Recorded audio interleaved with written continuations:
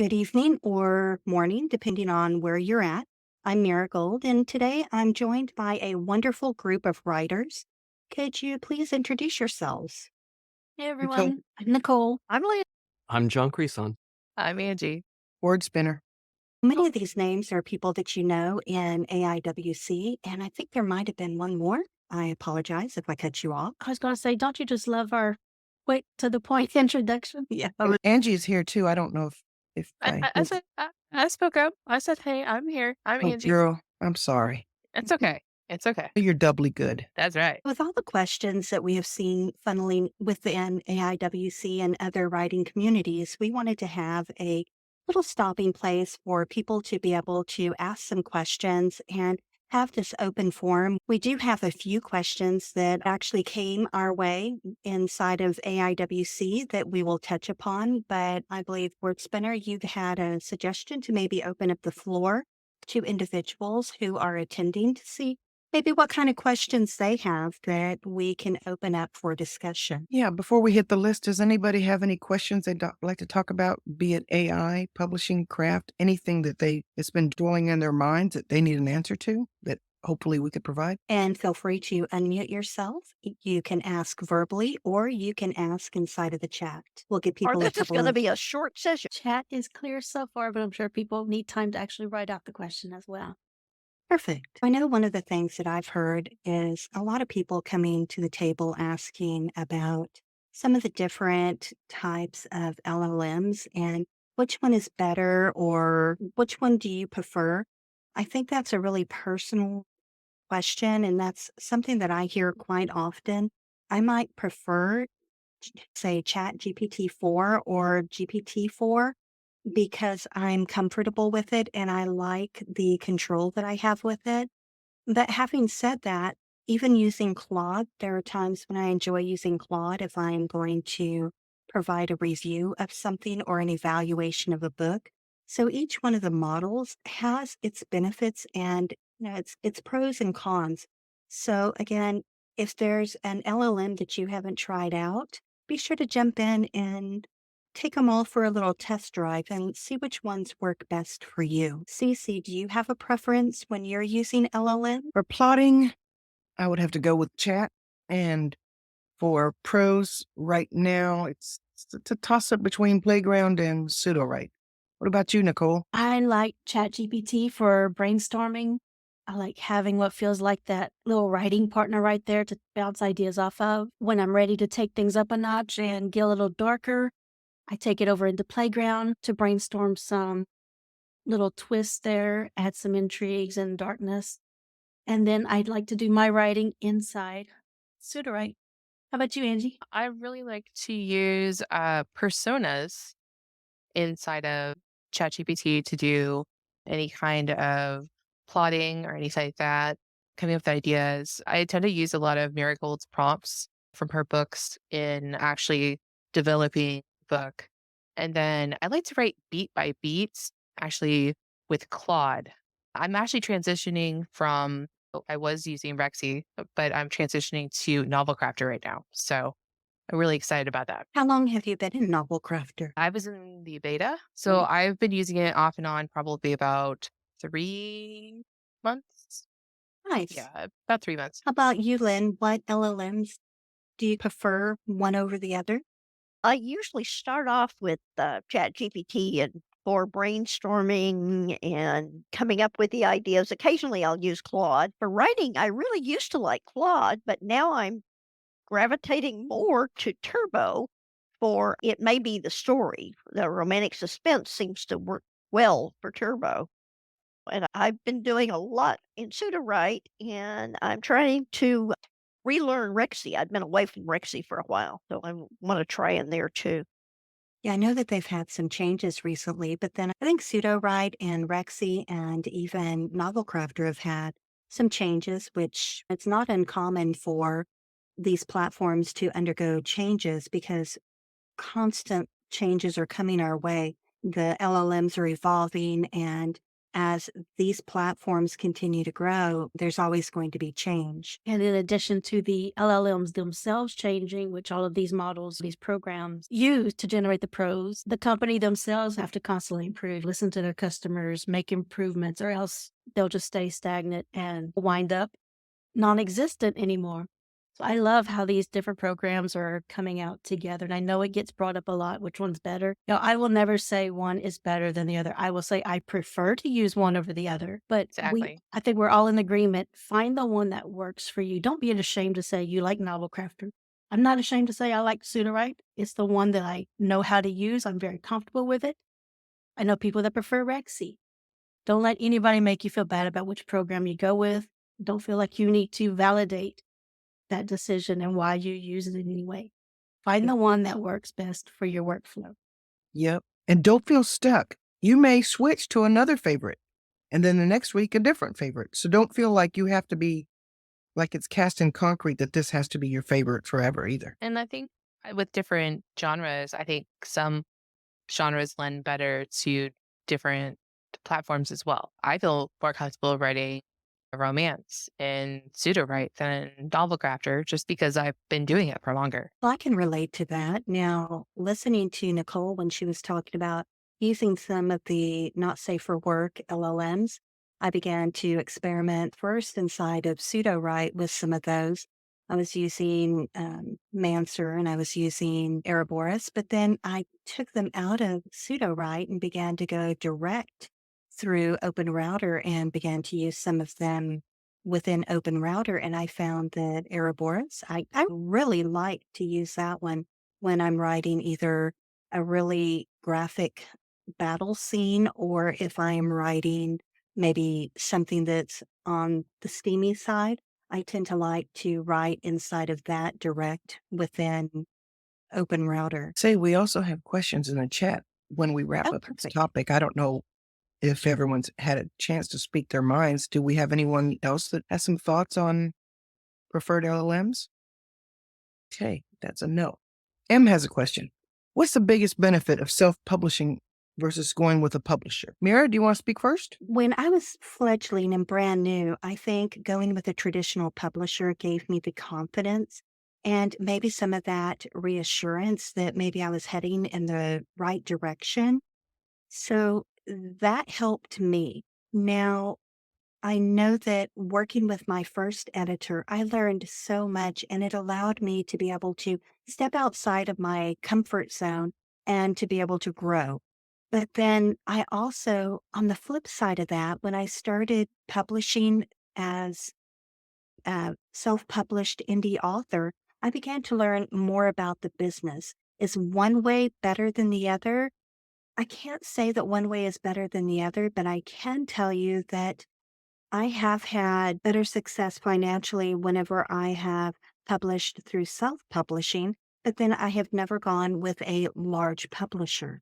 So again, I've always stayed with a small to medium house because of that one-on-one interaction. But again, I was pretty fortunate when I went with that first traditional house that I ended up with a publisher who was able to help foster my interest in writing and gave me a safe space to be able to grow. And many of you already know that individual was Cece because she was with the publishing house that I had submitted to. What about you, Cece? Okay. So the biggest benefit of going with a self-publisher is being a self-publisher versus going with a house. First of all, I'm going to say that depends on genre. Because look, if you write a kid's book, it's harder to get traction for an ebook that's a kid's book. It is. Even a print book, because you don't have the machine, meaning the publishing house behind you, pushing you outward. And let's face it, kids don't do a lot of shopping on Amazon, not the kids that read the little kid book. Now, I'm going to address this with only the genres that I write in mind, which is for grown-ups. Okay, I write romance primarily. The biggest benefit, money. I make a living because I self-publish, and I make a pretty decent living. So that's the biggest benefit. But what are some of the other benefits? I'll just mention a couple of the small ones. They may seem small. Maybe they're not. When you self-publish, you can pivot on a dime. You can change strategy. You can change cover. You can change anything you need to within your book. You can put an excerpt in or not without having to go through the whole hassle of number one, getting it done at a large publishing house. Number two, getting permission to get any changes that you want done. For me, it's the flexibility, the fact that I can pivot on a dime, the fact that I can watch the market and say, oh, okay, this is doing well. Here's where I want to be right now. And I can position myself to write something in that genre that is at the moment. So that's as I see it, that's the benefit, the biggest benefit. We have some others in here that self-publish. I'm going to say one. I hate to be picking on you all the time, Nicole. What about you? That's okay. I'm used to it. So mine isn't necessarily a benefit. Personal opinion, I feel. I don't even think I knew self-publishing was a thing. I've always been a bookworm, just love to read, but I don't think I ever knew there was a difference until I started writing in 2019 and I was like, okay, I'm writing now. How can I ever get this published? And started doing some research. What made me decide to do self publishing was I heard a lot of people talk about how you can submit this thing that you've worked on for years. A publisher will want it, except they want you to change like half the story. That didn't sit right with me. I'm writing the story the way I want it told. I wanted to keep it that way. And then also the money aspect. The publishers, they get a good chunk of your earnings. To me, it just made more sense, and I felt very comfortable with going self-publishing. How about you, Miss Lynn? I think it's an individual question. It's what what are your goals? Do you want the prestige of being trad published? There's some advantages with traditional publishing. They take care of the cover, they take care of the blurbs. Even if you want to do the blurbs, they won't let you do the blurbs. So you don't have to do that. They will not take care of the marketing. So if you think I'll get out of doing the marketing that way, it's not going to happen unless you're one in a million and just happen to hit just right. But they'll also say you can't write this subject and you can't do that subject and you need to make these changes. So with your self-publishing, like Cece said, you can go with what you want to write, what's hot. You can switch on a dime because it takes, back when I was publishing, it took over a year between the time the book was sold and the time it was published. And a lot can happen in that year. It also took 18 months for them to get back to you with, yeah, we want it, or yeah, we don't want it, or whatever. So self-publishing is more immediate. You do get paid more often because back then, and I think it's still that way now, the traditional publishers, except for advances, which are usually in chunks, pay twice a year. And people complain because Amazon holds back 2 months, but that seems to be better than twice a year. You're more in control. So it feels it's up to you whether you want to put your career in somebody else's hands or you want to take control of it yourself. I was just getting ready to hop in. Okay. I have a little bit of a different perspective. I was actually a publisher and I started a small publishing house in 2009. And so, yeah, I did all of the hard work for my authors and it was soul sucking. But the reason I self publish myself is because I am a control freak and I want to be in control. I also like the fact that I can make changes, like you guys said, very quickly. Also, as a self publisher, you have the ability to make money as you write using some of the different use things like my brain went, yeah, yes, exactly. There's, if you go the serial route, you can publish as you are writing your work and then you're able to actually get paid to write, literally. Yeah. For me, it's definitely the control aspect. But yeah, it's a good time. You also there's also the ability to be a hybrid as well.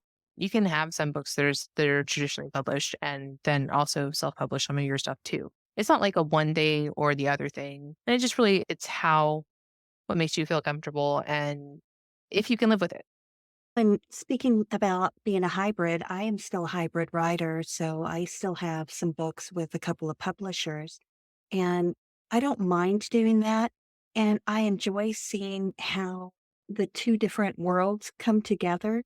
And Cece said, and Angie and the other ladies, I do having the control of what I'm publishing when I'm self-publishing. I like knowing that, as Cece said, if the current of the industry flows in a different direction, I can actually take a look at some of the trends and see where I want to go. Or if there's a specific area that I want to write in, I can research it and then I can definitely write in that area. But with being a hybrid writer, depending on what type of platform I'm with, Some of the publishers, they provide everything from the cover to edits to some advice. But again, it depends on the publisher that you're with and making sure that you're comfortable with that relationship. Now, the other thing to look at is we've talked about how being a self-published author that you can make some really decent money. Cece makes a living off of it. Ever since I've known her, she has been making a living off of her writing. So again, you can definitely do that. You can make it a career. But wouldn't you say, Cece, that one of the things that you have to take into consideration when you are an author and this is your full-time job, that you have to be consistent. You can't just have one book a year and think that it's going to sustain you. It is an 8, 10 hour, sometimes 12-hour job. And if you're doing it all yourself, you've got the whole house that you're having to take care of. That's true, but a 12-hour day is a short day for me. No, I'm kidding. I Believe me, believe I'm that. kidding. I love what I do, so for me, plugging 15 hours into it, not a big deal because I love what I do. So I completely agree with that. Yeah. Did I answer your question? And does anyone else have something to contribute to this? If not, I will move us along to the next question. No. Okay. I think we're good. Jacob has several questions. One of his questions was about writing the best or a great chapter summary that includes the right amount of info for AI. So I asked him to expand on that, and he said, in regards to giving the AI enough info to write a good enough chapter outline to start with, then expand on it to be a good enough chapter summary to write beats. Mary, you want to hop on this one first? So one of the things that I always do, and if I use, say, ChatGPT 3.5, I know it's going to give me vague beats. Using some of the other platforms, Pseudo-Write, Novel Crafter, Rexy, Jasper, any of those, if I'm using their product and if they are pulling something from, say, 3.5 or GPT 3.5, I know that it's going to give me vague content. But even if I'm using, say, ChatGPT 4 or Claude to generate my beats, I still am the writer. I have to make sure that I'm fleshing that out. One of the things that I found helpful for me was to instruct the LLM to give me action beats. I need to make sure that there is action in the beats, that it is active. I try and prompt or ensure that my beats are void of introspection, reflection, flashback, anything ambiguous, vague. If there's a mystery note or if there's a mystery figure or if they are talking about a plan to go and attack, I need to know what those plans are. If there is a letter that upsets somebody, I need to know what's in that letter. And if I don't know what's in there, then I can't direct the LLM to help me flesh out that body or that beat. So it's on me as a writer to direct the AI. The AI does not direct us.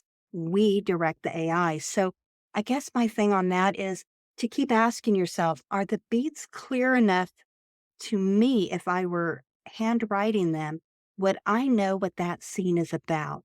Would I know what is inside of that mystery note? Would I know what is happening in the room that the character's fixing to walk into? I need to know what's happening and I need to fill those beats with action. And on top of that, I need to make sure that scene or that chapter is doing one of two things. One, it either needs to develop the character or characters, or it needs to be moving the story arc or plot forward. If it's not doing one of those two things, then why is it there? We have to make sure that every word, every beat, every chapter that is written is doing one thing. It is driving your story forward. So for me, I have to make sure that it's not vague or ambiguous. And I do a lot of rearranging of my beats and I do make changes because once the LLM writes that chapter off of those beats, there's nothing saying that the LLM is going to follow those beats 100%. So I either have to wrestle 3 to 4,000 words and get them back on track, or I have to be flexible enough as a writer to say, okay, there have been some changes in this chapter. How does that impact the next chapter's beats? And how can I incorporate these changes that I like with my next beats?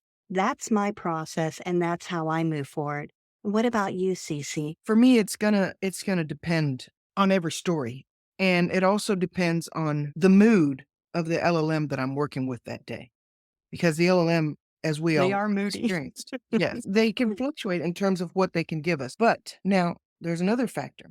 What if I want to write the whole book myself? That's going to dictate a different methodology in terms of how much I may plot or may not plot with the AI. I don't have to be micromanaged, but the AI does. So I give it a lot more detail than I would have to give myself if I choose to plot out, say, my work in chat. I hope that answers your question. If it doesn't, just speak up. Miss Lynn, what about you? I like to make sure that I look at the either the chapter summary or the beats or whatever I'm using and make sure there's enough action in them because the AIs don't know how to portray emotion very well. And when there's not much happening, there's not anything it can put on the page. So I try to make sure that there is enough activity so that it can give me the length of work that I want. Hey, Nicole, do you remember that time when you were generating in pseudo write? I think it was within Story Engine before it became Story Bible. And you put something in there about your character making a sandwich. And we were all thinking, oh, let's just see what it does. Would you mind talking a little bit about that along with how you flesh out your beat? Yeah, so the make me a sandwich, and the next line was cook a 5-course meal. So a lot of times when people hear, hey, thicken up your beats, they think they need this big, expansive wording. But if you type out those two sentences, one underneath the other, make me a sandwich, cook a 5-course meal, they're about the same length and the same amount of words. But if you think of words, your prose words in terms of ingredients for the food, making a sandwich takes a lot less time, takes a lot fewer ingredients versus cooking a 5-course meal takes hours and a lot of ingredients. So think of your beats that way. What are you asking the AI to do? If you're just asking it to make a sandwich, it's going to spit something out real quick, not very detailed, not very appetizing. But if you really give a lot to work with, inside your beat, then it comes out a lot better. For me, I like to take my stuff in layers. So again, I write mostly in pseudo-write. I'm only using the other AIs, LLMs for planning because of the genres I like to write in. I know I can go into pseudo-write and I'm not going to get those constant, no, I can't do that for you. So once I'm in pseudo-write, my brain dump has all my major plot points. Then I go into my character box, add in those character depths and all the little changes I need to add there. Then for my outline, I'm also giving it extra instructions. I just put all of these little, think of it like a layered cake. I added all of these style instructions in various places, all of these guidance instructions. And like they said, you really do need to micromanage the AI. So when I get to my beats, I actually let Sudowrite generate my beats for me. And I use that as a guide. It just helps with the way my brain works. So if I know how that scene plays out, I'm going to completely write those beats out word for word in my voice, put every little detail I could think of. So those AI generated beats become obsolete pretty much, but still they just help my process. Like we always say, find what works for you. That is what works for me to have the AI spit something out and then I can go down and say, okay, yeah, I like this right here. No, this doesn't go in this chapter. No, this needs to go further down. It just helps me focus everything. I'd like to add on to what Nicole was talking about with the 5-course meal. And something to think about is if you're asking for something like that, it also could be useful to provide some small recipes for what you expect to have happen in a 5-course meal. So even though you will get much different response from make a sandwich versus make a 5-course meal, giving a little bit more of that information about what you expect is super helpful, and it allows it to just explore a lot more than just calling it a 5-course meal. Other part, though, that Nicole was talking about with how the beats they transform from a checklist of what needs to happen to a real live kind of excitement and impetus and story-driven set of beats.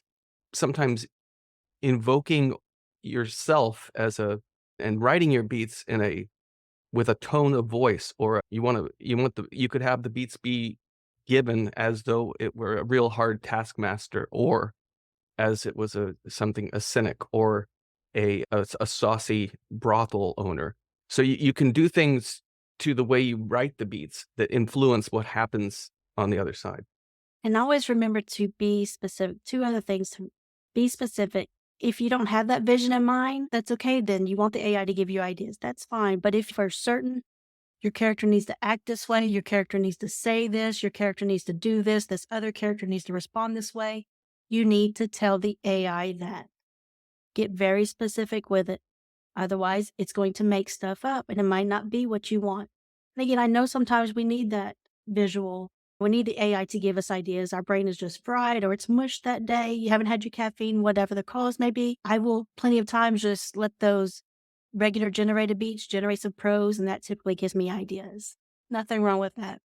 Also, keep in mind when working with AI, it does not view everything the way we view it. Miracle mentioned action beats. Whenever you're inside ChatGPT, that can work great to ask for action beats. I have noticed inside Sudowrite, I will never ask for action beats inside Sudowrite again, because when I'm using most accurate there, if I say, because I used to say use only action beat, instead it viewed the action beat as those things after the dialogue tags, like he said, comma, running his hands through his hair, or she said, comma, clenching her fist at her sides in anger.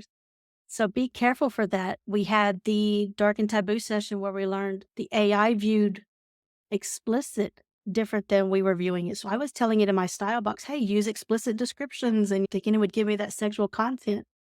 But we know that OpenAI models tend to lean towards nice and positive and nice and clean. So it's not going to immediately go to thinking of explicit the way we think of explicit as sexually graphic. Instead, it was taking my explicit wording to mean a concise summary. So keep that in mind with AI. If you think you're giving it the right wording, but something still isn't right, there's no better way to learn what the AI thinks than to ask the AI. So go into chat and say, hey, what does this mean? It'll give you what it views those words, the phrasing as, and see if that was causing some issues with your output. How about you, Angie? Wow. I have to come after all of that. You guys really answered that. I do want to say that I create a chapter, or actually, I create scene summaries because I write in scenes. I don't write in chapters. And when I was interviewing the AI while I was working on my NaNoWriMo project, I actually ended up I was actually using Rexy then. In addition to my writing style, my characters, my premise, I was also adding dialogue and interaction. So I was giving it instructions on how my characters talked and how they interacted with each other.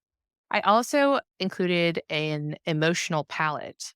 So that was more or less the main character. How is she going to react to these specific situations? So if she is angry, how is she going to react?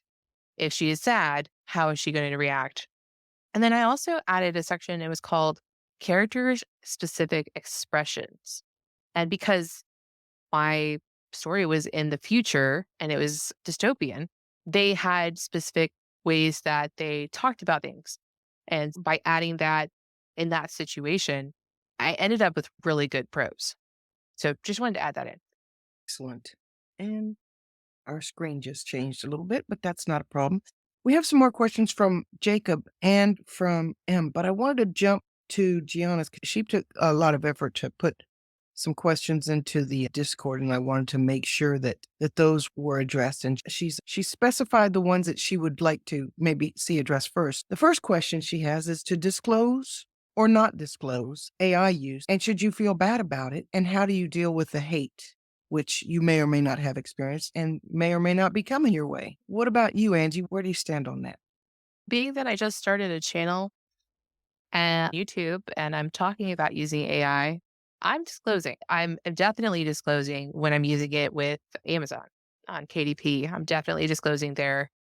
But yeah, I don't care if people know what I do. I haven't had any hate directed at me. I have a feeling it'll happen at some point, but I'm bringing it.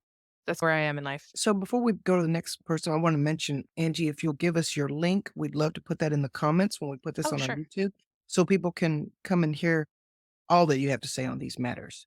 What about you, Miss Lynn? Similar to Angie, I have put myself out there as an AI proponent, and everybody in RWA has already known for years that I'm technical, whatever, determined to drag writers into the 21st century.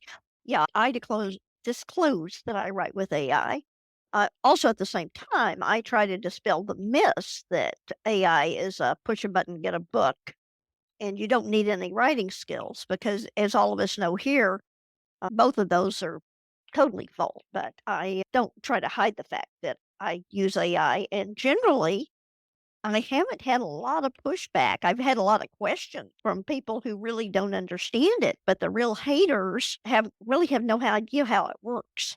And either they're afraid that it is pirating their work, it's plagiarizing their work, or they feel that it's cheapening the writing process and flooding the market with direct, which, if you remember back when self-publishing started, there was a lot of that, but the readers are the ones who decide at the end of the day, and so the direct will simply sit on the shelf and nobody will buy it. So that said, I think that everybody needs to do what they feel like doing, and if you do look at Amazon's description of they did what their policy was, and then they did a thing that explained their policy, and the explanation contradicted what they said their policy was. So I think it's a pretty gray area from what they're really asking for. If you only use it for brainstorming, if you do a lot of editing, who's to say what's a lot of editing? Who's to say how much is AI and how much is the human writer? Because I know with my work, and I think with everybody else's, by the time a manuscript is done, you have no idea how much of it you wrote and how much of it that the AI wrote, because you have to go through and you have to put your own style in it. You have to do the editing. And by the time it's just, to borrow an industry term, it's a kit of your writing and AI of writing. So it's something you'll have to decide for yourself. So for me to disclose or not to disclose, when it comes to the work that I generate with I do disclose that to Amazon.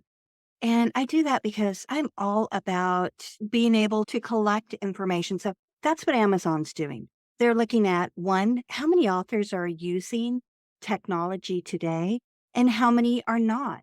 What kind of stories are coming out of that? I could definitely see Amazon maybe wanting to look at that information. Currently, they have what, AWS also?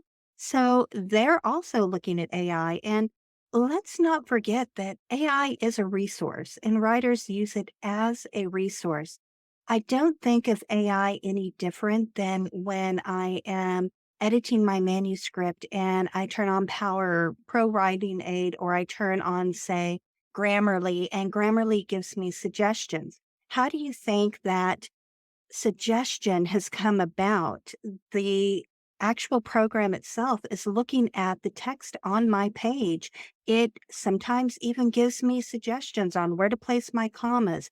If I have a misspelled word, it is picking that up. Or if I have a wrong word, if I have a missing period or other punctuation, or what if I have passive voice and it gives me a completely different way to write my sentence. Lots of authors are using programs just like that. They're using Grammarly, Pro Writing Aid, some of the others that are out there. We're already using some form of AI when we are using some of the other programs. We're using that predictive indexing to help us as an author resource. Yeah, I do disclose. Now, one of the things that I do as an author is that I also have work that I've done prior to starting to play around with AI, which I've only been using AI as far as prose writing since I'd say late December, so a little over a year now. And I can tell you that I don't see me ever stopping, but I can see different ways to use AI because I really like to use it as a resource for organization, for brainstorming.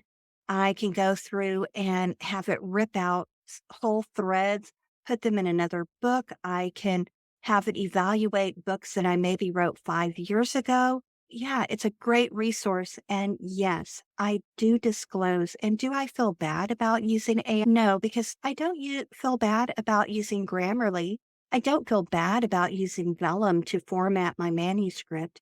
And I definitely do not feel bad when I am using programs like Canva and I'm enhancing an image, or if I am using BookBrush and I'm using some of the technology built into BookBrush to create promo ads. Again, the industry is changing and we can either evolve with the industry or we can stay stagnant. And again, that's my personal opinion, but I do like to use AI as a writing resource. But again, I'm in the director's seat and I'm directing AI. I have yet to sat in front of a chat window and just sit here looking at it. It has not typed anything without my direction.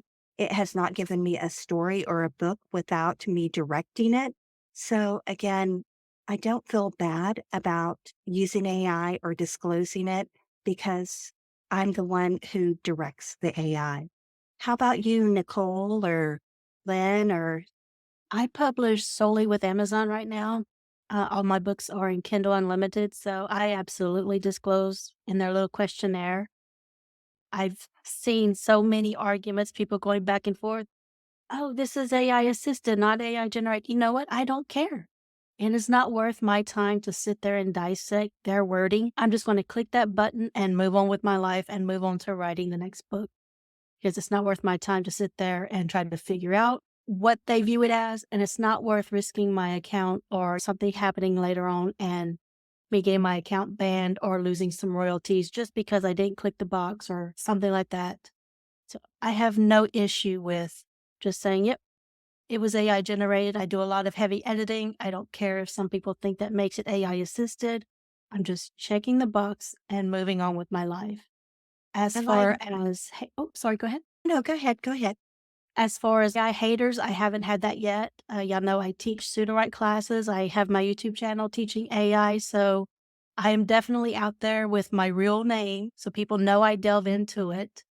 I have linked one of my pen names that I'm using for AI. I got a 2 or 3 star review on one of the books, but it wasn't like, oh, this person used AI. If a person's review is just because I used AI and that's why they leave me a bad review, I don't care. It's something I'm not even going to pay attention to. Yes, I use AI. I am not ashamed of it. Now, this person's review happened to be the book was lacking in things, and it actually just worded how I felt too. I felt the book was lacking in something. They just confirmed my suspicions. So was I mad at that bad review? Absolutely not. It tells me I need to pay more attention to this when I write the next book. And people looking at, we had this discussion the other day in a session. People talk about if you're using AI, you're stealing. That's a whole nother conversation. But I want to remind people that how many times before AI came out were we picking up writing craft books? How many times were authors, painters, everybody else saying, hey, here, buy this course. I'm going to show you how to copy my technique, essentially. I'm going to teach you how to do this. To me, that's what AI has done for me. It has helped me immensely. Despite me reading writing craft books before, things just clicked much better once I started using programs like Sudowrite and really getting into that flow and seeing all these different areas laid out on what I needed to work on specifically. But not only that, AI is helping people with disabilities, people that had no chance before of getting a novel written. Now they can do things like that. I'm all for it, and I'm all for disclosing my use of it. I keep thinking about the comment that Lynn had made. I think I met Lynn maybe a little not long after I joined Pseudo, right? And then Lynn was doing some sessions and she and I were talking one afternoon. And Lynn, I really liked the comparison that you used with AI and how people were a bit apprehensive about it. Same thing with when people began to use maybe computers versus typewriters and some of the conversations that you had with some of your fellow authors around that time too. I guess with change and evolution, we began to see that same pattern. Can you talk a little bit about that as well as whether you would disclose or not disclose? I already said I do disclose. So that, but yeah, back in '84, I spoke at the RWA convention about using a computer to write with. And that was before Macs and PCs. That was when there was a jillion little companies building computers. And people were there saying, I would never use a computer. That's cheating. You can't use a computer to write with. That's just, and probably they said the same thing about typewriters. Who knows? And by and large, by the next year, those same people who I would never use a computer were back saying, what word processor do you use? The attitudes change. And I expect the AI attitudes to change Now, you because also go ahead. I apologize. You also disclose in, say, marketing and so forth. If you're assisting other authors with marketing, you also disclose whether you are using AI or not, because AI can be a really good tool for that as well, correct? Oh, absolutely. Absolutely. And lately I've started doing the talking characters, and those are definitely watermarked with AI. And I wouldn't try to change. That's not anything that you figure if you have the talking characters that it's going to be computer generated. That's quite open, and I'm open to the world as being an AI proponent and teaching AI. So that's out there. Anybody else like to add to the topic, the current topic? Yeah, I got something. Looky here. You're not sinning. Don't feel bad. And I'm not trying to be flip when I say that. You're not doing something wrong. Here's who is the ultimate judge? The reader. If you give them something that they like, who are any of us to say, oh, that's terrible because AI assisted you or AI generated it? So that is the first thing you have to let go of in your mind. Let the reader be your gatekeeper and don't let anyone else do that for you. As far as disclosure goes, look, don't lie to Amazon because they're pretty powerful and they can figure stuff out. So I wouldn't lie to them. And as for anyone else, that's your decision if you want to disclose it. I don't disclose my pen names at this stage. I don't feel bad about not disclosing my pen names to other people. That's none of their business. If they enjoy my book, good. Okay. They don't need to know me personally.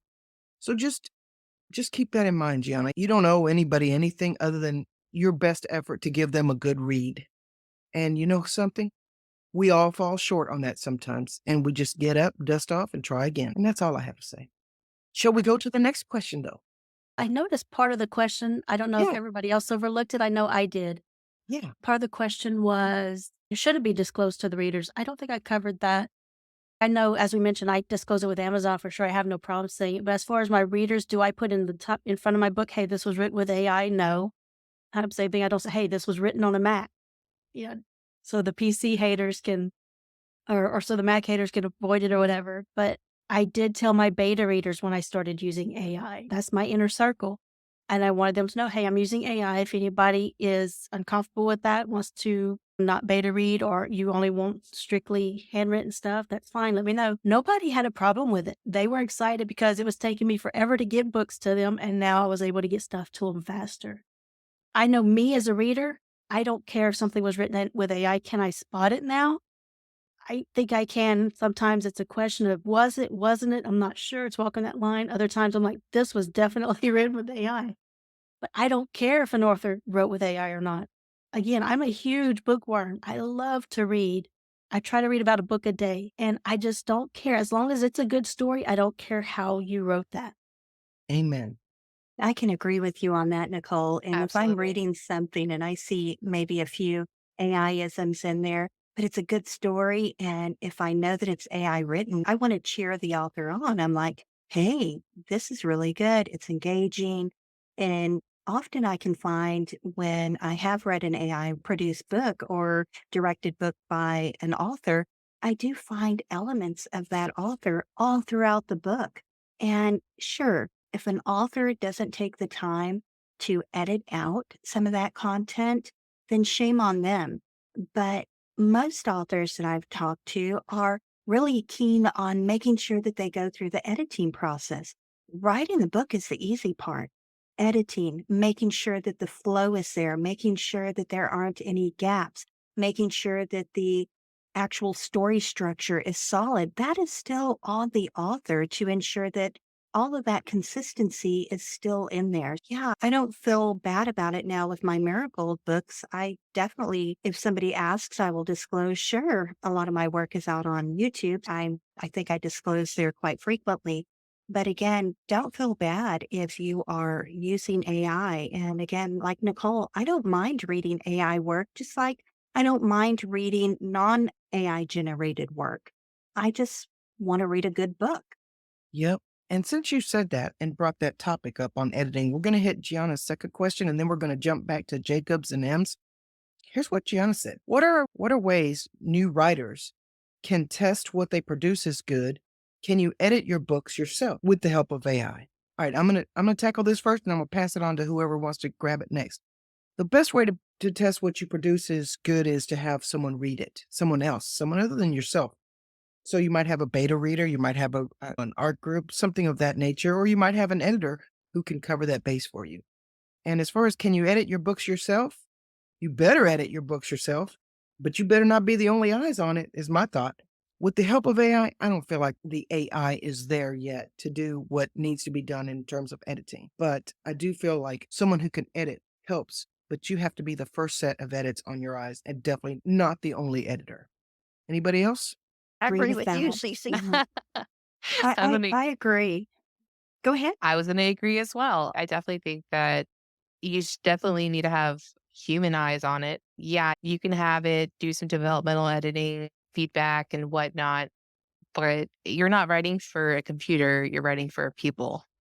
And I think if you've got beta readers, I actually read books, ARC books on Booksprout and on Book Siren. So those are places that you can do it. You can talk to other people in your community. We had another one of the authors who reached out in the Discord, said, "Hey, I'm looking for beta readers." I jumped on that, and let me just tell you, it was an amazing book. Yeah, you just have to ask. I think also finding a critique partner and finding somebody who might actually complement maybe your weaknesses or maybe their strengths. And I think that tends to help too. And finding somebody that you're comfortable with. Now, can you use AI to edit? Angie said, I think that using AI and asking, hey, something feels wrong here. Can you help me troubleshoot this specific chapter? Or I feel like I've left a thread hanging. If you feel that there's something wrong, then there's probably something wrong. So having conversations with the AI doesn't hurt. But if you're a new author and you really need a second set of eyes, then reach out. Let me tell you, like Cece said, we all should be editing our own work. We should be doing self edits. If I'm going to edit a body of work, I've written a body, I'm going to self edit the holy heck out of that body of work. I'm probably going to read it so many times that I probably want to push all my characters off of a cliff. And I'm going to be so used to the way that it is worded that I'm going to miss things because I'm too close to the body of work. Putting it aside and letting it sit for a few days, maybe even a couple of weeks sometimes, can help you look at it again with fresh eyes. But let me tell you, a critique partner or a beta reader is so helpful, and so is an editor. If you find a really good editor, somebody who is going to roll up their sleeves and tell, those hard things to hear sometimes. Maybe you need to kill those darlings.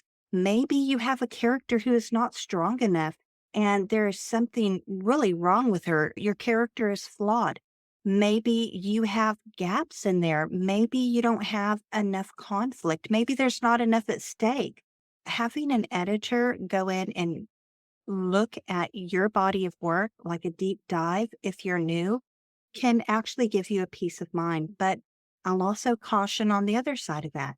Make sure that any editor that you go to, make sure that individual is actually worth the funds that you may pay that individual, and make sure that person has credentials that they understand storycraft and the elements that go within a story, because there's nothing worse than hearing an author who has paid a lot of money for an edit only to have that manuscript come back and it looks more like maybe somebody used Grammarly on it and didn't really do the type of edit that the person promised that they would do.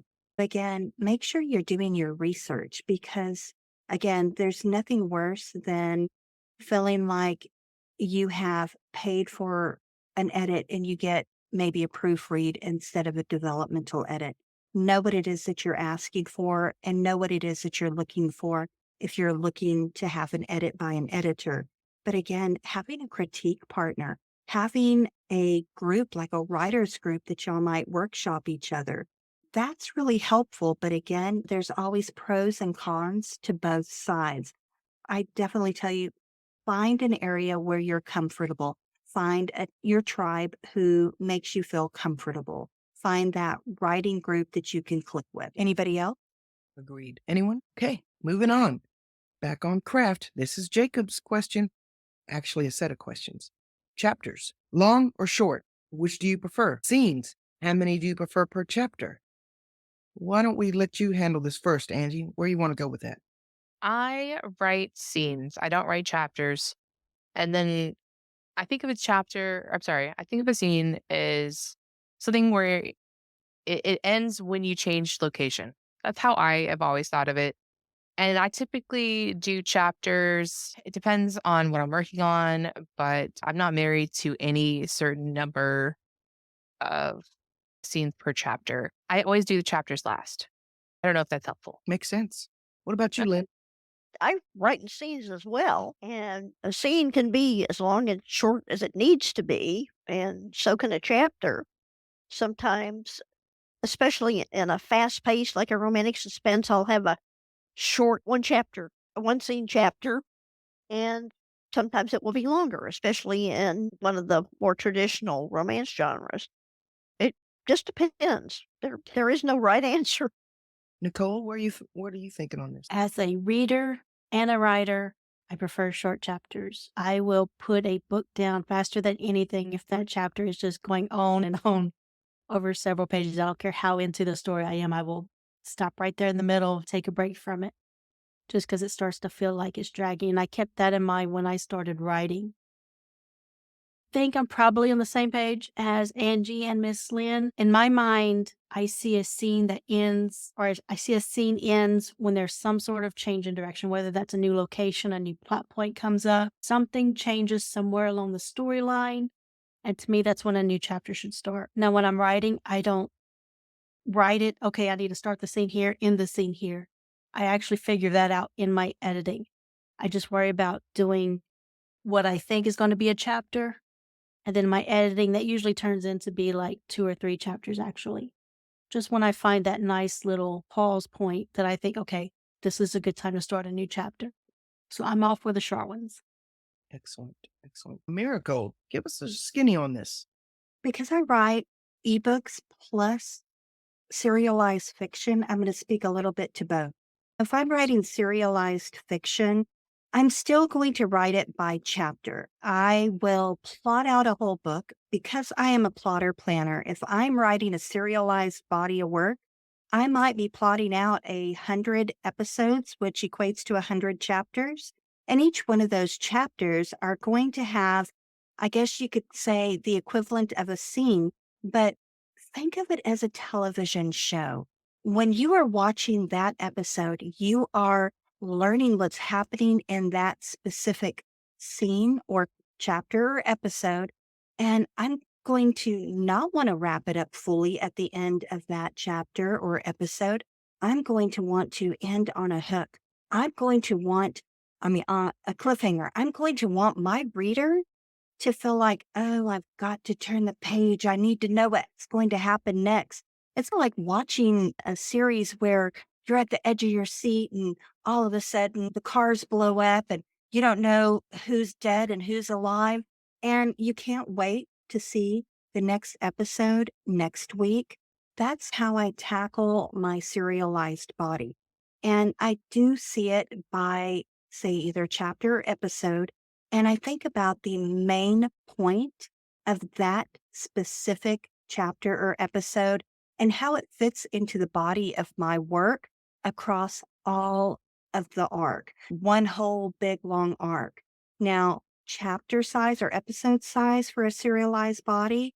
If I start writing and I have 1,500 word episodes to maybe 2,000 words, I try to keep it within that specific area because your readers on a serialized platform, let me tell you, if you write a 3,000 word chapter and you are consistently writing, say, 3,000 to 3,500, and then all of a sudden you give them 1,000 word chapter, it might be a great chapter, but if you give them enough of those, then they're going to feel the difference.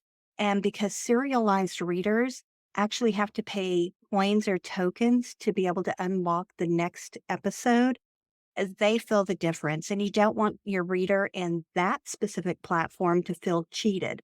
So I definitely try and keep my chapters where they need to be between, I'd say, 1,500, 2,000 words depending on the series. Now, some series I might keep them around the 2,500 to 3,000 mark. But if I start that, I'm going to be consistent all the way through, which means that I have to do more planning on my side when I'm plotting to make sure that I have enough content within that body of work within each one of those episodes to sustain it. Because Nicole said, there is nothing worse than reading a body of work and it is just dragging and dragging. And the same thing is being rehashed over and over again that you want to avoid in a serialized body or in an ebook. Now, on the ebook side, when I am writing, I just give the body of work what it needs. So if I have a 1,000 word chapter, then maybe the next chapter might have more meat in it and it might be 2,000 words. It might be 2,500 words. I give it what it needs, but I'm a lot more careful when I'm plotting and planning my serialized body to make sure that I have enough within my episode to keep the word count somewhere more consistent. How about you, Cece? Long chapters are short. I'll tell you what my old writing mentor used to say. God rest his soul, though he's so cantankerous, I doubt he's in peace right now. Here's what he would say. You make it what the story needs. Now, I agree with Nicole on one thing, though. Long chapters can be drudgery to read through. But then I have to wonder, is it the chapter length or is it the craft? Are we not keeping the story rolling along with the pacing? Are we not doing what we need to be doing to keep us glued to that story? Maybe not. I don't know. It depends. But a study has shown that in today's world with the phones and the ebooks, people like white space. I would say keep your paragraphs short, concise, and keep your chapters pretty short. But always start with a hook and end with a cliffhanger, which means end with a question. Doesn't have to be huge, but it leaves them with a question of, I want to know what happens next. Why did he do that? Why did she do that? What happens? Where are we going? So that way they can turn the page. Because the minute you put a character to sleep, you might put your reader to sleep. Now, having said that, there's no such thing as rules, of course. But then maybe there are. Maybe they're just called conventions. Here's the thing. You have to keep the story moving. So whatever you do, you just make sure your story is moving to the next one, to the next one, to the next one. When do I change scenes? When I change POVs or locations, typically. Unless it leaves me with a really good hook. And then I say, okay, this is a good time to stop it. I know that's very simplistic and it really doesn't give you something concrete to say, oh, I should make a chapter 2,500 words every time. No, not necessarily. You just make it what it needs to be to keep them reading. In terms of which I do have, I'll be honest and say I don't arrange or rearrange my chapters towards that end. I give them exactly what it was in the ebook, which hopefully was the best formula for keeping them turning the pages. I like for them to have maximum reward for their coins or their tokens or whatever payment they're using. So I don't take a 3,000 word chapter and drop it down to 1,700 words just to satisfy a minimum. Because what I want to satisfy is the person who's going to drop another few coins to read my next chapter. And I think that covers it for me. If anyone else has something, speak up or we'll move along to the next question. Yeah, and to Cece's point, I do want to stress if you are writing serialized bodies, if you're using your back catalog, it's a great way to make additional money on serialized platforms. But if you were writing specifically new bodies for a serialized platform, make sure that you're following the guidelines of the site that you're writing for, because many of them will have specific word counts that you must hit a minimum on. I believe Kindle Vella is at 600, 700 words minimum, but then other writing platforms like Radish wants you to have more than that. If they're going to advertise, they want you to have about 1,200 words in a chapter. For Tapas and for eGlobal and some of the other platforms, they want you to hit 1,500 word minimum or more. Again, look at the requirements of the platform, especially if you're writing something brand new for that platform. If you're using your back catalog, then there's more leniency there if your chapter happens to fall below maybe one of their requirements. They're more open to that. But if you're writing brand new, make sure you're following their guidelines. Okay, back to you, Cece, on what is our next question? And Cece, if you're talking, you might be muted. Man, I tell you what, technology gets the best of me. What am I doing? What am I doing on this panel? I was Alright. about to try to step in for you, but I had to read through the chat to see where the next question was. And I was trying to use my good announcer voice. Forget all that. We're just going to jump right in. Okay, this one's from M. Okay, so M wants to know, what's the benefit of writing scene by scene versus beat by beat per chapter when it comes to the various models? Do certain models work better scene by scene versus beat by beat? Take it away, Nicole. You know what? This is the one that I do not have a response for. I just write the way I think it needs to be told, and I'm not focused on if it's a scene beat. So I can't really offer anything here. I'm sorry. I think you actually did. You are saying you give the LLM what it needs to be able to flesh out a body. And I think it comes down to how you present your body of work. Some people might be using scene briefs, some people might be writing with little summaries, and other people might be using story beats.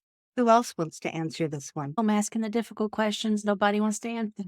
I think a lot depends on what LLM model you're using. Some of them tend to go off the rails sooner rather than later. And so you'd want to write in smaller chunks. Okay, I'll It, jump in on this one when you're done. Go ahead. no, go ahead. Be Okay. my guest. I do write I write beat by beat for my scene. And the reason that I do this is because I am somewhere in that nebulous area between a discovery writer and a plotter. So I'm like a discovery plotter. And doing that, it helps me. And I don't write the scene brief until I finish the previous scene. Does that make sense? So I have an idea of what's going to happen, but I don't put it on paper, I guess if you want to call it that, until I know what happened. Because I don't always know what's going to happen before I get there. So that's what I guess why they call it the discovery draft, right? Yeah. And then with Claude, I was in the Feature Fiction Academy for quite a while, and I had the hardest time doing the writing specific certain ways. It wasn't until I saw Steph show how to write beat by beat inside of Claude 2.0, then that's when it clicked for me. That's when I started to understand what was going on. So I've stuck with that. And that's actually how Novel Crafter works. So that's part of the reason I've started to adopt it, is because it does go beat by beat. So that's how I'm doing it. So for me, I like to write story beats. And I guess it comes from how I used to write prior to AI. I am an extreme plotter planner. And even before AI, I would sit down, I would think of my premise, I would brainstorm it, chew on it, and then I would go in and I like to use a Snyder beat sheet and I would break it down. And once I had it in my Snyder beat sheet and had my main beats down, then depending on how many chapters I wanted to write, I knew exactly how long my book would be. And I would then put my chapters within my Snyder beat sheet, and I would know exactly where my chapters would fall, which one was the male's POV, which one was a female. And every single one of my chapter summaries would be the main point of what happened inside of that specific chapter. And those would generally be 1 to 3 sentences long, but it would be the main point of that chapter. And then from there, again, I'm a plotter planner. From there, I then think about, okay, how do I want to flesh this chapter out? I then think about, okay, I want this to happen in this chronological sorted steps. So I would then take that main idea of the chapter and I would break it down into the finer details. And I would do that for the whole book. And then whenever I was done with that, then I would go back and I would start writing. And then I would even drill down further into the smaller details. Now, that style works for me. And I guess that's probably why I still use that kind of a plotting principle whenever I am using AI. I like to have all of my beats done. Now, does it mean that I stay 100% tied to those beats? No. As a writer, I had to learn early on when I was a fledgling writer, during the first couple of novels that I wrote, I had to learn that I had to be flexible. And just because I had beats on the page or I had something specific in my synopsis or in my outline summary, if it wasn't working, I had to give myself permission to make changes. And I still have to do that today. If I am using AI to flesh out a body, I'm using it to organize my summaries, my beats, and I have 21 chapters for my SFR, and those 21 chapters each have 10 beats each. I'm going to pinpoint what's happening within those. I'm going to look at the major points, not who's drinking what and how they're feeling. And I'm not going to write 5 sentences for every single beat. Some of my beats are very lean, concise, and might only be 1 sentence, but it has action in it. So, I have to have those beats so that I know where I'm going. But if my story changes a little bit, I am flexible enough to know that I need to make changes to the rest of the beats. If I end up moving a little bit, maybe I stray from one little conflict that's building the main plot arc. I might do that, but I never stray from the main plot arc. That is set in stone unless there is a fatal flaw in my book. Otherwise, I keep that main arc, but it's all of those subsets of conflicts that I might change. That's my process, and that's what works for me. If I were having to write something on the fly and did not know where I was going, I would feel so stuck and I would probably not know where I was going because I need to know the end of my story before I can even start writing it. But that's my process, and it's what works for me. But my process does not always work for other people.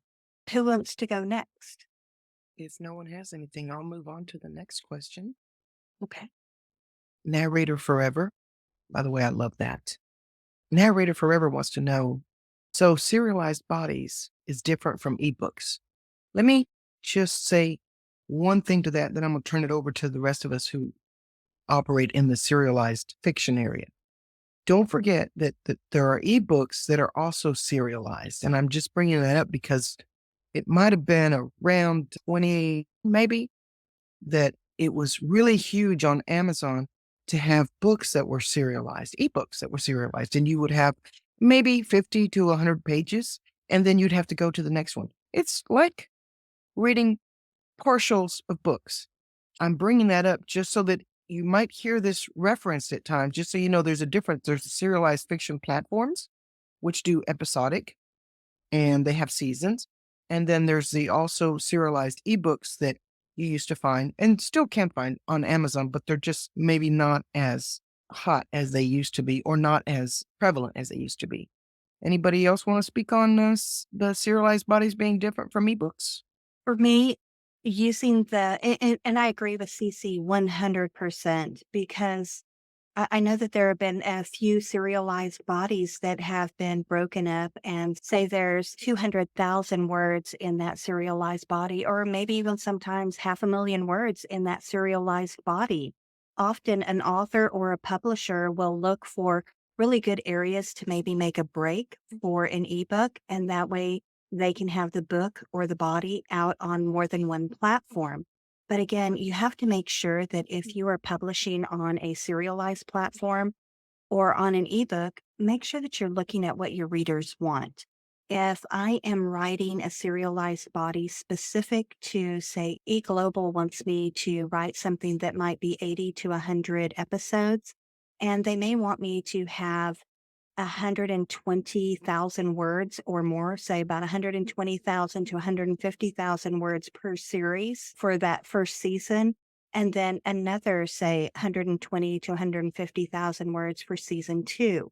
And often with those, you can either have different couples each time, or sometimes the requirement is to write the same couple season over season. Again, you need to make sure that you are studying the platform, finding out what kind of body you're wanting to write. Now, does that mean that you can't successfully take your ebooks and put them out on a serialized platform as your backlog? You know what? 100% you can do that, and you can make money off of doing that.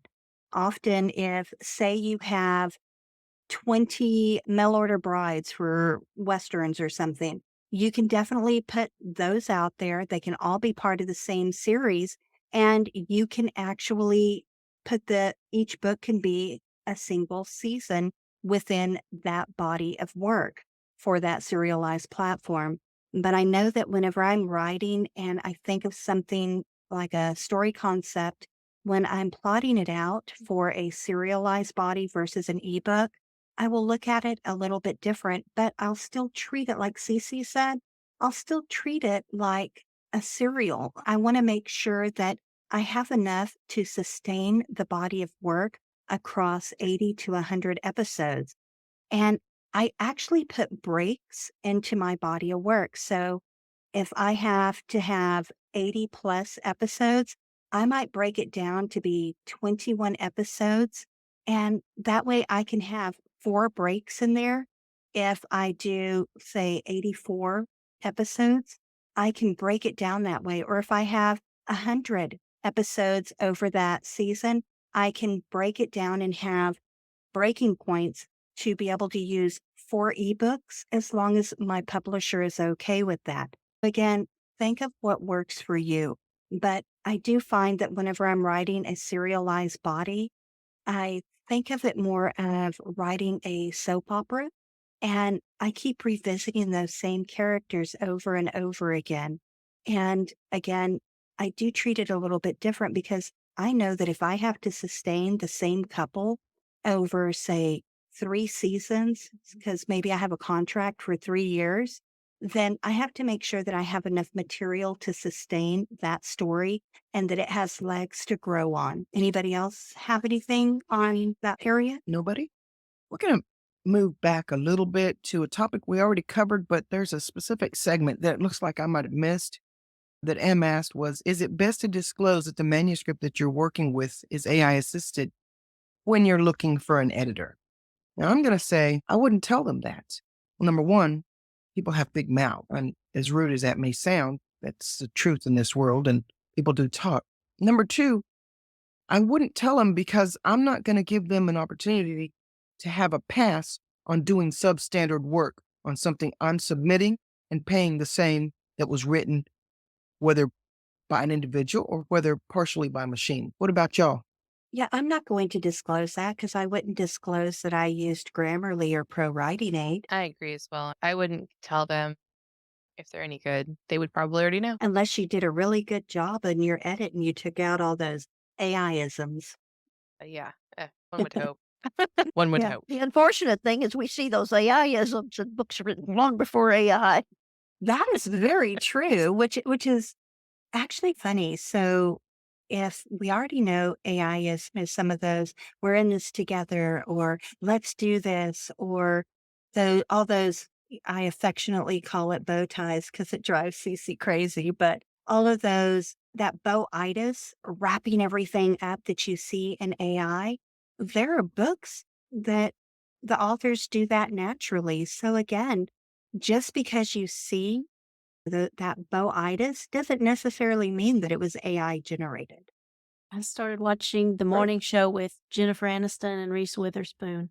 Every single episode had some version of, don't worry, we're going to get through this together. Every episode. So either Jen and Reese are okay with AI generated content or they didn't use AI and it was still in there constantly. It could have been the motto of the show. It could have been something, it could have been a theme that was restated over and over again. So you do see that at times. Yeah. Shall I move on to the next one, or does anyone else have anything else? I was going to ask how people feel about good editors using AI in their developmental edit. I was just going to mention that. A good editor does not use AI in their developmental edit. What about y'all? I think that if an editor is being paid to do a specific job, then I think that they should be intimately familiar with the body of work. If they are using some AI tools to aid in the process, fine. But that AI tool should not be the main source of that edit, because an edit requires a human touch. Because one, AI is just predictive indexing. And there are times when AI might put something in a book that does not belong.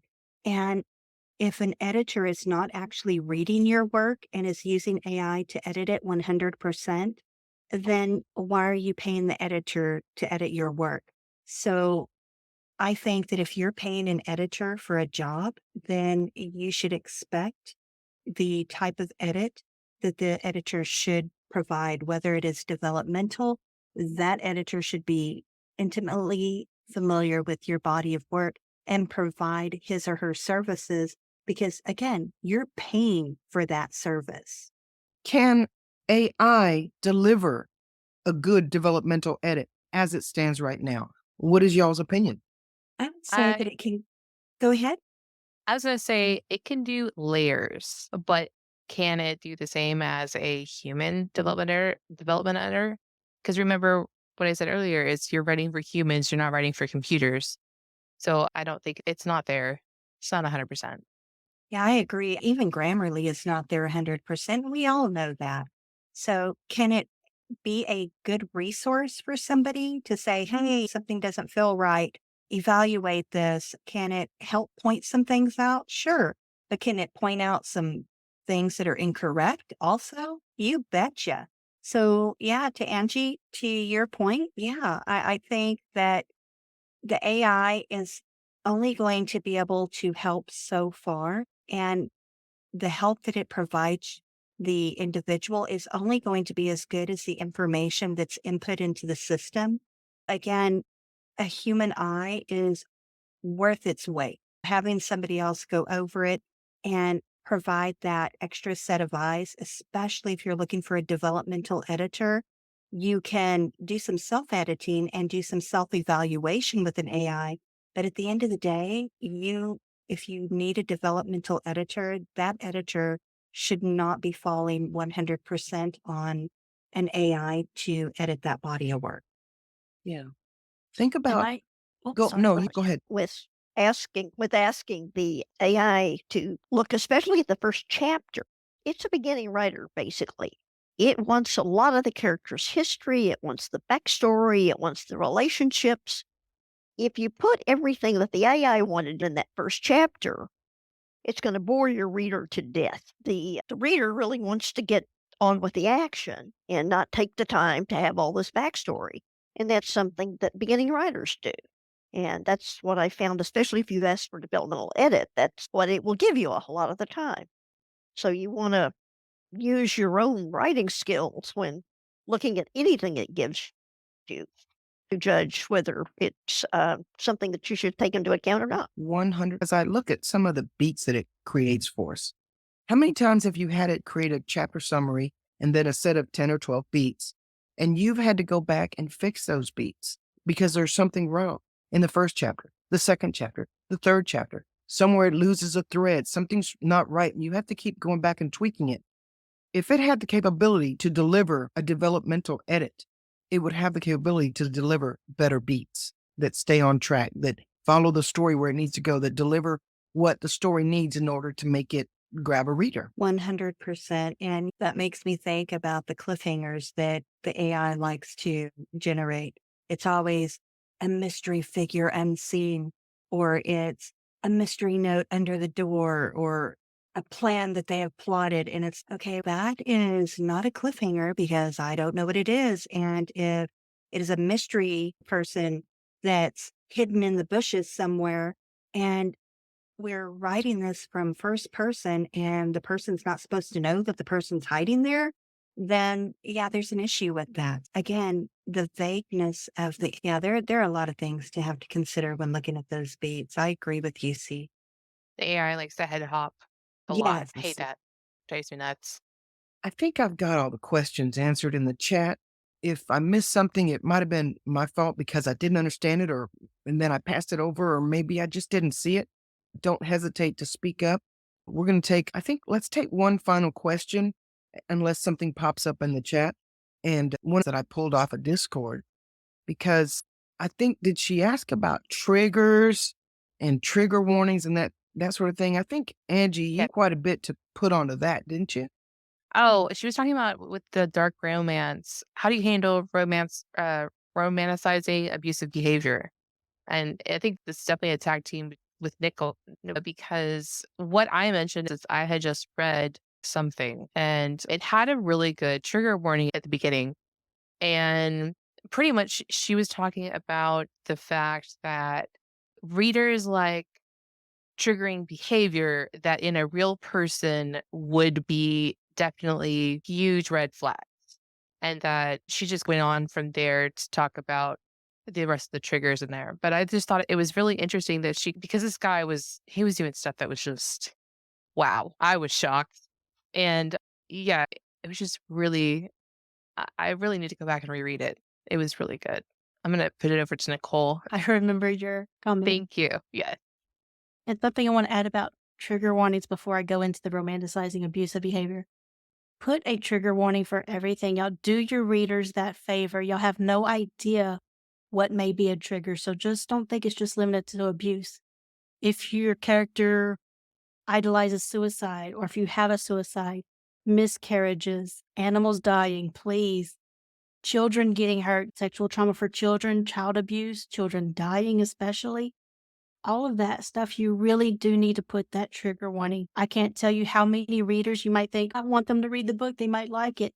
Y'all don't understand what that person went through and why they might need that warning. You might think you want to draw those people in, but you're hurting your readers and they will just as quickly say, you know what, I am never picking up another book from you again because you couldn't just put that warning and give them that option. Let them know this is in this book and give them that choice. Do they want to read it or not? And for dark romance lovers, I tell y'all what, there are two things for people who really don't have many triggers, lovers of dark romance. There are two things that will make them buy a book quicker than anything. A trigger warning that has all of those things they are actually looking for, especially if you can get creative with your trigger warnings, and bad reviews. If that is like the single most thing in the dark romance reader groups that I'm in, somebody will post about a bad review, and next thing you have 100 people going to get that book because they get it. They understand. And that's true. Yeah. Because I got some bad reviews. And for some reason, after I got some bad reviews on one of my books, damn thing sold like hotcakes. I have no We clue. will band together for that. I have And no as clue why. it was probably in that group. I write dark mafia romance. If your heroine falls in love with her abuser and they had that happy ever after, that is romanticizing the abuse. The true dark romance, yeah, he might do these horrible things, but at the same time, he does love her. She loves him. And typically, there's a line drawn in all of my books. I'll have some non-consent, but you know what my heroes will never, ever do? They will never put down the girl. They will never make her feel unworthy. They will never physically hit her. Those are two things that is just a no. And I think that applies to the majority of dark romance readers. That is the line. As weird as it is, you would think other things would be the line, but no. It's okay for some things to happen, but there are still lines in dark romance. This bad thing happened, but you know what? Things worked out and they get that happy ever after. So keep that in mind with the dark romance. It isn't for everybody. I know that she asked about specific triggers, and Was the question more of, do you use them? Do you not? I write Dark Mafia, and to Cece's point, there are times when you get a bad review and that can help you get more reads. Nicole said the same thing, but I do want to pinpoint having that trigger warning can really help because one, it helps people find your books if you have something specific that they're looking for, and it helps a reader avoid items. So, what are some of the things that you can include? I know Nicole listed some, but definitely some of the trigger warnings that I look at because I write Dark Mafia also would be like BDSM. Are there no safe words? Murder, maybe things like suicide ideation, maybe drugs. Non-con and DevCon, those are two really huge things that you will see on those triggers. Again, that would be like non-con, which is non-consent, or DevCon, which would be dubious consent. And then you also have like mask, you have toys, you have water bondage, you have all these different things. So whatever you have within your body of work, if you think that it can trigger somebody, then definitely list it. If you are unsure of how to list your triggers, do a little bit of research. Go out, read some of the books that are within your genre, and you'll begin to notice that a lot of people that write within these genres all pretty much list their triggers, and you can almost find a little bit of uniformity among them because it works. So again, some writers put it only in their books, some writers put it out on their Amazon page, but I would definitely put your triggers down. Trigger too, people may not think, but a lot of readers will request if they encounter a book like that. And I never thought about this before was the guy cheating. If Mhm. there's an instance Yeah. of the hero cheating on the heroine, but later they don't get back together and you think all is well, there's a lot of people that don't want that. If your hero or heroine, whoever's doing the cheating, you need to let them know. And some people will say, oh, there is cheating, but not on the heroine. It's like an ex or something. Let people know that is something they do want to avoid. Oh my Also, gosh, and cliffhangers. Make the sure you see? pregnancy is a big one. Also, if you lose the baby, that's a big, huge one.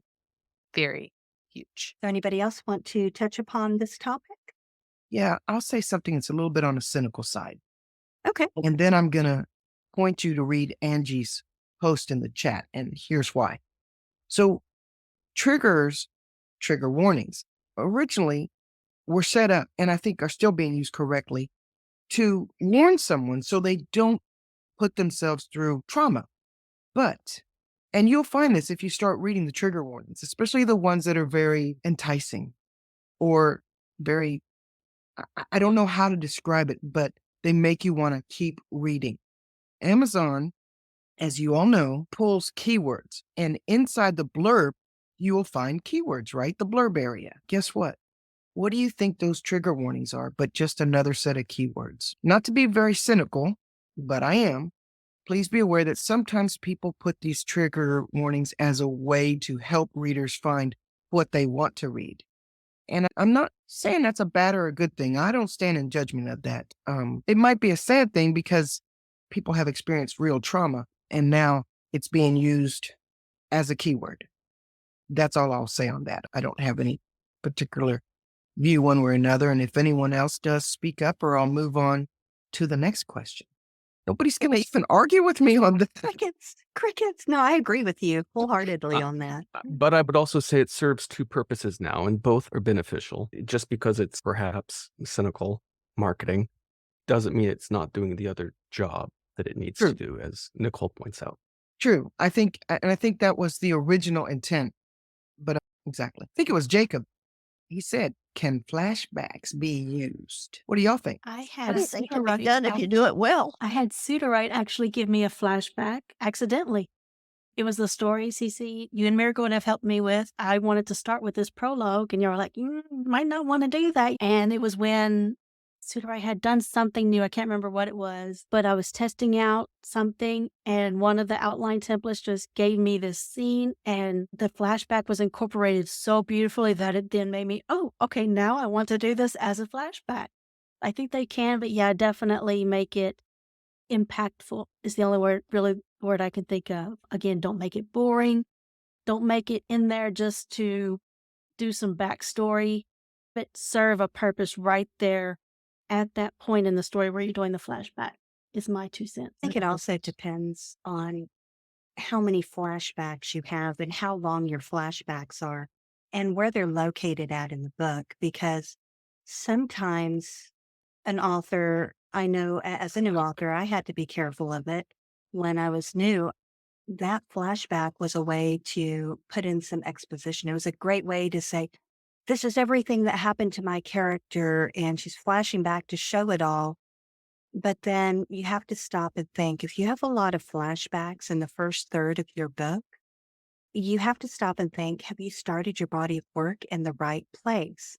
Do the flashbacks serve a purpose? One of the things that I like to always pinpoint and talk about is what kind of book are you writing? Is your book going to be full of flashbacks like Big Fish, where the father is dying and the son is reliving some of the different stories that his father had told over the years? Or is it just a means to deliver information to the reader in big chunks through flashbacks? So again, think about the way that you're using your flashbacks, because if you're needing to use a lot of them to explain what happened to your character and how things have come about, and you're finding yourself doing more flashbacks than actual in the moment writing, then at least in that first third of the book, maybe you haven't started in the right place. That's my thought on it. CC or anyone else, what is your thought on flashback? Anybody? Angie, do you have thoughts? As a reader, I hate them. That's all Can I you got. tell us why? Why? Are they jarring? Are they what is it about? Yeah, I hate as a reader, I don't read any kind of time travel. I could care less what happened last week in real life and whatnot. I'm always moving forward. And yeah, they give me an idea of some stuff that happened, and that's where my trauma came from and whatnot. But just, I'm just not down for it. Well, there are other ways to impart that information. It could be a Absolutely. conversation. Yeah. When you have a book that's you have a flashback and then you have a chapter, then a flashback and then a chapter, it wears on me. What timeline am I in right now? Yeah. Would it bother you as much if it was like, just say one flashback? So I know in this one thing, instead of doing my prologue, like I said, it incorporated a flashback and that was it. That was the only flashback. Do you find that tolerable? Yeah, Is it only I when it find switches constantly? it's yeah, I would say definitely when it's more frequent that it wears me down. I'm just like, I just don't care anymore. It's ripping the reader out of the here and now story and having them live in headspace. I think that to me is jarring as a reader. And I have to agree with you, Angie, because I tend to want to live in the here and now, the real time story. Do some flashbacks have their purpose? Sure. But should they encompass a large portion of the book? Probably not. And again, I always revert back to Big Fish and how that is relayed. That story is, it opens up, and each one of the little flashbacks within Big Fish actually has an adventure within itself, but it's moving the characters toward the end of his father's life, and all the things that he thought that he didn't know about his father, he begins to realize, oh, I knew more. But again, it's what kind of story are you writing and why are you using flashbacks? And is there a better way to convey what you need to? Cece? Yeah, I agree. Now you're going to find this interesting, Nicole. I have used a flashback, but it was a flashback that I used in the prologue. And because sometimes prologue can also be, I would say, a marketing ploy, right? So now that also means I might have got lazy and not started my story correctly enough to have the great hook that it needed to have. So I thought, okay, let me just rely on this little prologue to get us there, which is not to say that it's bad or good. It's just that it's another tactic that I use. Narrator Forever wants to know if flashbacks work better with some genres. And I really couldn't answer whether or not it works better with some genres or not. Anybody else? Sorry. I don't know, No, but go I ahead. did Go want to ahead. ask Marigold to elaborate on, you said there were other ways to incorporate that. Could you give people some examples instead of a flashback, some things they could do? One, if you're having to explain a lot of what has happened, like last month in a book and you keep finding yourself going back and back to that moment, then maybe you've started in the wrong place. Another thing is, how much of that information does the reader really need for them to understand the story? And how much do we as a writer need to understand to springboard into the story? Often when I find that there's a lot of those flashbacks, it's because sometimes the writer needs that more than, say, the reader does. And also think of those flashbacks. How can they be sprinkled throughout the story? Do we need to know everything that happened to that character all at one time? Or do we want it sprinkled slowly? Do we want to look at our character and think of the skins of an onion, and every time you peel back a small little layer, you learn something new about your character? That's how you want to unwrap who your character is, and that can happen in conversations. It can be it can happen in quick little thoughts that might be one or two sentences that springboard the character into maybe a specific behavior or a way that they might handle a situation, and or how their mood or emotional state might change. But we don't need to plunge them into multiple flashbacks to get that impact. Mention it once or twice and then be done with it and let us live in the here and now with your story.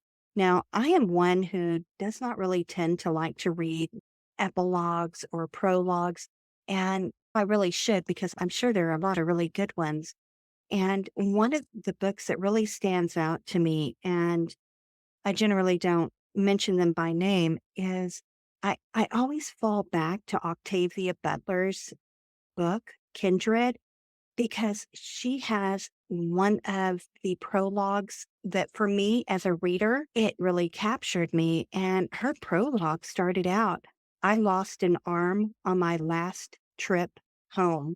Her prologue immediately made me want to know what happened. How did she lose an arm? What happened on her last trip? What occurred?